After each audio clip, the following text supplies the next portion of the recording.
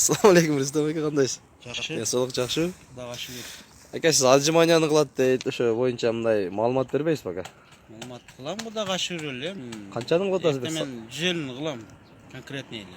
Мелдеше турган болсо келе берет, ким кызыгып аткан болсо. 100 кылам дерте менде. Эрте менен.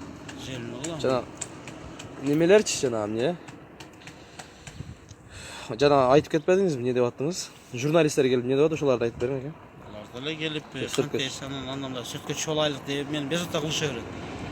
Сүткө чолайлык, кандай ака, мындай кичине кыжырыныгыча мындай жиниңиз келтиргендей болуп мындай неметпейсизби? Мен көрөйүн сизди деп карындашын алып келет, жосом бир бөлөсүн алып келет.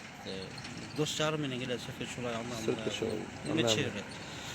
Ошо эле мен так бирөө менен урушпайм деле же бирөөгө күчүм көрсөтпөйм деле ошо.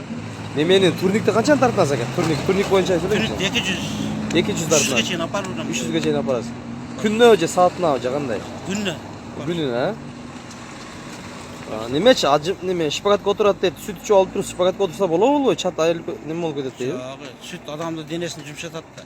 Ошондо отуруш керек сөзсүз. Отуруш керек ошондо. Мен мисалы үчүн ажимания кылып, тердеп неме кылып отурам шпагатка. 2 саат шпагатка отуруп тура берем да. Мындай турбай отура берем ошо жеримдечи. Турбай отура бересиз. Колуман келет ошол нерсе. Немечи алиги кыйшыйып кеткен филактерди ham үйлөйт деп угуп калдым да, ошо чынбы жалган? 200 литрлик бочкаларды мисалы үчүн үйлөп жарып таштайм. Үйлөөлө жарып саласыз. Үйлөп Секинерак үйлөдө секинерак үйлөп бересиз да, бирок иширип бересиз, а? Пиво ичкендердин алдына барып калсам, настроением бузулуп кетет, баклашканы алып туруп үйлөп жарып таштайм. Тарс этеле. Тарс эле баклашкаларды жарып таштайм. Ой, анда өтө неме экен да, жиниңиз келбеш керек экен да, просто сиздин, а? Кичине андай настроение жакшы менен жүрүшүңүз керек экен да. Коем, кайра суроолор бере бербейм болгон ошо.